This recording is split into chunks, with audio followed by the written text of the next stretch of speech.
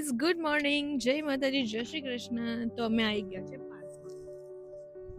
આજે અમે પહેલા મીશુને સ્કૂલે મૂકી અને રેગ્યુલર મારું શેડ્યુલ તો આજ છે સ્કૂલે મૂકીને પહેલા ગાર્ડનમાં આવવાનું, 4-5 આટા મારવાના, એનાથી વધારે.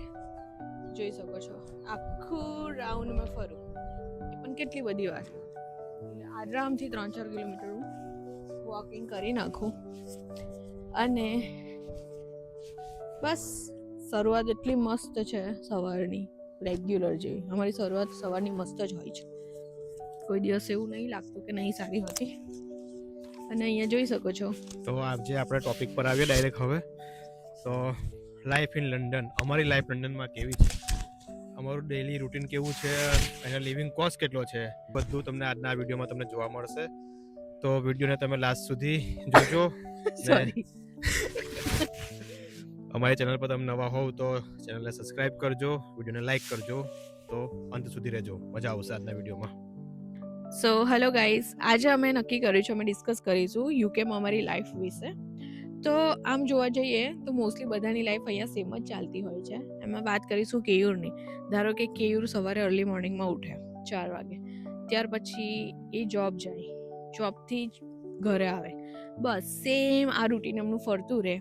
અને રજાના દિવસે ઇનકેસ કંઈ પ્લાન થયું હોય તો બહાર જઈ શકીએ, બાકી ના જઈ શકીએ. એનું મેઇન રીઝન એવું કે મે બી એમને ફ્રાઈડે ઓફ હોય, તો ફ્રાઈડેના દિવસે મારી મીશુ જવાનું હોય સ્કૂલે. તો હવે છોકરુંને મૂકીને તમે કંઈ જઈ ના શકીએ, કારણ કે એને પાછું અહીંયાનું એવું સિસ્ટમ છે કે છોકરુંને તમારે જાતે જ સ્કૂલે મૂકવા જવું પડે અને જાતે જ લેવા જવું પડે. એટલે ઇન બિટવીન એ ટાઈમમાં તમે બાકીના ચાલ વધેલા ઘટેલા કોઈ કામ હોય એ કરી શકો, બાકી તમે મને નહીં લાગતું કે બહાર જઈ શકીએ. અને અમે તો એ રીતે મૂકી નહીં જતા, કારણ કે બહાર જઈએ તો અમને ટેન્શન તો એ વાતનું રહે કે ઇનકેસ ટાઈમે નહીં પહોંચાયું તો. એટલે એ કેવું ફ્રીલી અમે નહીં ફરી શકતા, એટલે અમે અવોઇડ જ કરીએ. તો અમારે 3-3 સરખું હોય ઓફવાળી સિસ્ટમ, તો અમે જઈ આવીએ.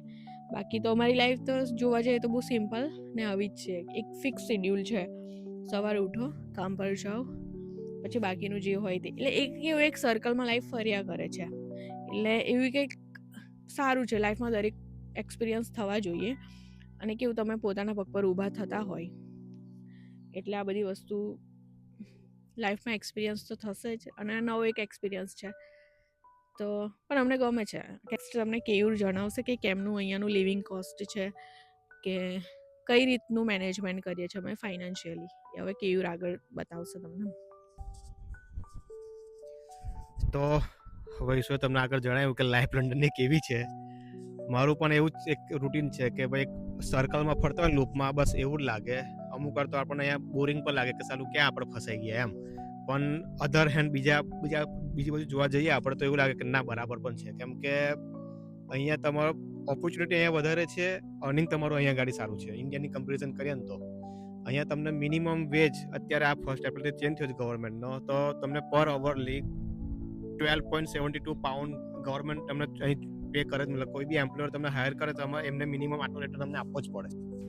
ઓકે, તો ગાઈઝ હવે વાત કરીએ કે જો અમે સ્ટુડિયો ફ્લેટ કહો કે રૂમ કહો, આ બંને વસ્તુ સેમ જ છે. એમાં સ્ટુડિયો ફ્લેટમાં એ વસ્તુ છે કે એક બધી જ વસ્તુ, ધારો કે લિવિંગ રૂમ આપી દો, બેડરૂમ આપી દો, કિચન આપી દો, ટોયલેટ બાથરૂમ એક જ પ્લેસ પર તમને બધું અવેલેબલ હોય. તો અહીંયા જનરલી એનો કોસ્ટ હોય છે 1200થી લઈને £1500 સુધીનો કોસ્ટ આવે છે સ્ટુડિયો ફ્લેટનો, બિકોઝ અમે આની ઇન્ક્વાયરી કરેલી છે.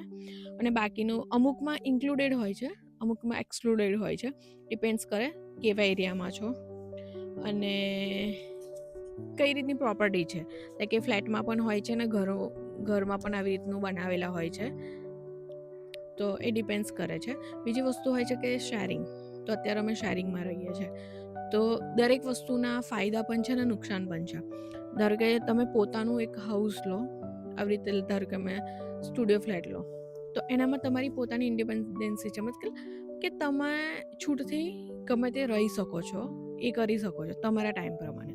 ધારો કે તમે શેરિંગમાં રહેતા હો, તો શેરિંગમાં 8-10 માણસો વચ્ચે આપણે રહેતા હોય, દરેકના રૂમ અલગ હોય, પણ કિચન શેર કરવાનું હોય, ટોયલેટ બાથરૂમ એ શેર કરવાનું હોય, લિવિંગ રૂમ તમે શેરિંગમાં હોય. તો મતલબમાં કે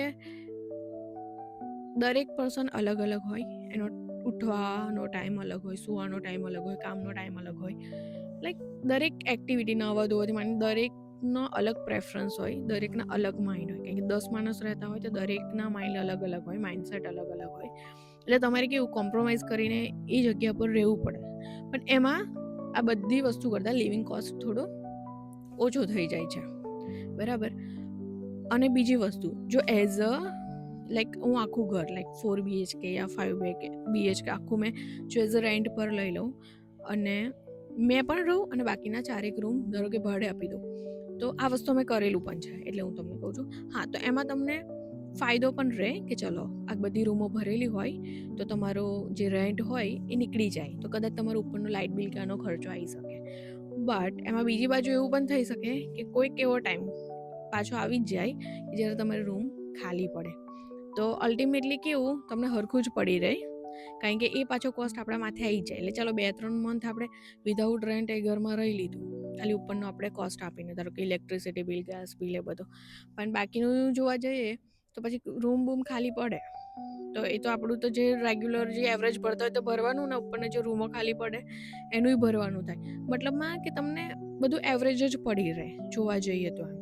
બટ એમાં કેવું કે આપણે પોતે જાતે રેન્ટ કરતા હોય તો થોડું આપણે ફ્રીલી રહી શકીએ છીએ. બટ એમાં પાછું એવું પણ છે કે તમે 10 માણસને બીજાનું સાચાવને દરેકની કમ્પ્લેન્સ આવતી હોય કે ચલો આને આ કર્યું, ફલાને આ કર્યું, ઢીકણે આ કર્યું, તો એ બધું એક થોડું ઘણું મેન્ટલ સ્ટ્રેસ જેવું પણ છે, બરાબર. એટલે દરેક વસ્તુના એક ફાયદા પણ છે અને નુકસાન પણ છે.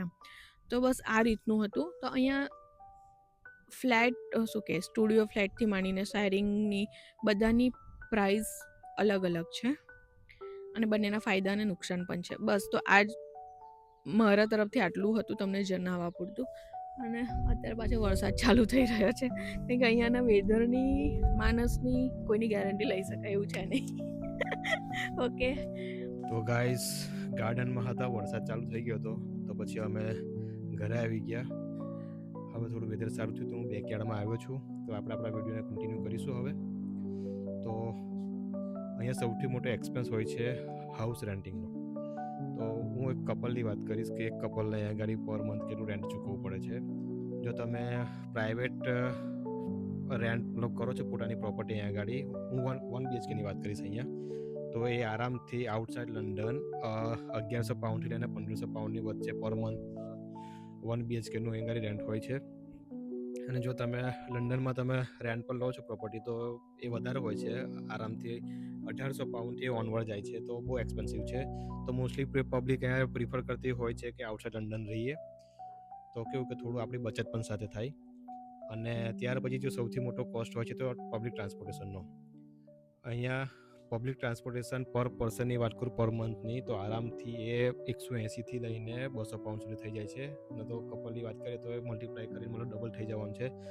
તો એ પબ્લિક ટ્રાન્સપોર્ટેશન પર કપલ આરામથી 350 પાઉન્ડથી લઈને 400 પાઉન્ડની વચ્ચે હોય છે. હવે ગ્રોસરી તો પર કપલને ગ્રોસરીનો ખર્ચો એટલો બધો નહીં લાગતો અહીંયા ગાડી, 200 પાઉન્ડથી લઈને 250 પાઉન્ડની વચ્ચે તમારું ગ્રોસરીનું બિલ તમારું મતલબ થઈ જાય છે.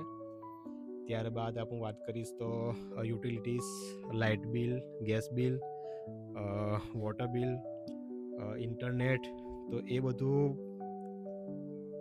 આરામથી મતલબ 400 પાઉન્ડની આસપાસ મતલબ થઈ જાય છે. કાઉન્સિલ ટેક્સ અહીંયા ગાડી, કાઉન્સિલ ટેક્સ અહીંયા બહુ વધારે હોય છે. કાઉન્સિલ ટેક્સનો મતલબ એવું હોય છે કે અહીંયા ગવર્મેન્ટ બધી સર્વિસ પ્રોવાઈડ કરે છે, બિન તમારે ટાઈમ ટુ ટાઈમ લઈ જાય છે. મતલબ આપણા ત્યાં નગરપાલિકા કેવું બધું કામ કરતી હોય છે એ રીતે અહીંયા ગાડી એની ગવર્મેન્ટ કામ કરે એનો એ પર મંથ આ લોકો અહીંયા ચાર્જ કરે છે. હવે એના ઉપર આપણે જોઈએ તો બીજા મિસેલિનિયસ ખર્ચા બધા હોય છે, તેનો તમે પકડી લો આરામથી 300થી 400 pound. A person to person depend કરે કે એમના મોસો કેવા છે. કોઈને મતલબ અહીંયા આગળ નાઇટ લાઈફ વધારે પસંદ હોય, પબમાં જવા માગતા હોય, પબ જતા હોય રેગ્યુલર, એ બધું તો એ બધું થોડું મતલબ એ ડિપેન્ડ્સ કરે આપણા પર કે આપણે કઈ રીતની આપણે અહીંયા લાઈફ મતલબ જેવી છે, તો આ પ્રમાણે અહીંયા ગાડી કોસ્ટ હોય છે. તો હું પર મંથની વાત કરું ટોટલ તો આરામથી જશે 2000થી લઈને 2500 પાઉન્ડની વચ્ચે ટોટલ અહીંયા લિવિંગ કોસ્ટ હોય છે. તો લંડનમાં સેલરી તો સારી હોય છે, ઇન્કમ પણ સારી હોય છે, પણ એની સામે ખર્ચા પણ અહીંયા એટલા બધા હોય છે.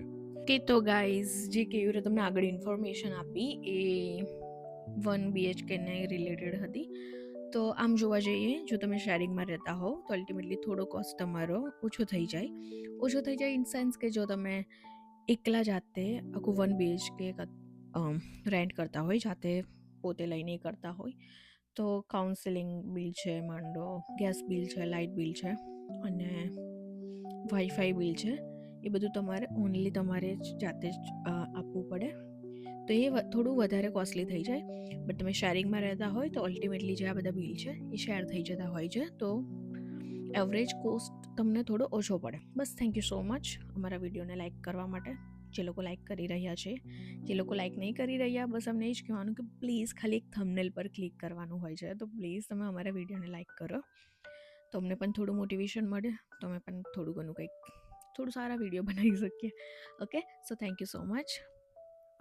બસ આ રીતે વિડીયો જોતા રહો અને લાઇક કરો, શેર કરો અને સબસ્ક્રાઈબ કરો. જો તમને ખરેખર અમારા વિડીયો ગમતા હોય તો અમારા વિડીયોને હાર્ટ આપીને કોમેન્ટ કરો. Okay, thank you so much. જય શ્રી કૃષ્ણ, જય માતાજી. તો હવે આ બ્લોગને એન્ડ કરીએ છીએ. બાય.